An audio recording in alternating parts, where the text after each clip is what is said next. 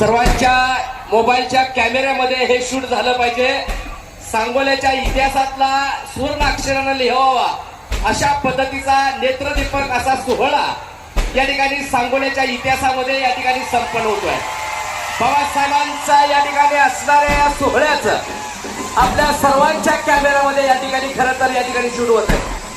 जबरदस्त असा या ठिकाणी नेत्रदीपक हे दारू काम ज्या बाबासाहेबांनी या ठिकाणी आपल्याला भरभरून दिले, या बाबासाहेबांच्या प्रेमापोटी डॉक्टर बाबासाहेब आंबेडकर जयंती उत्सव मंडळानं भव्य आणि दिव्य अशा या ठिकाणी सोहळ्याचं इथं आगमन केलेलं आहे.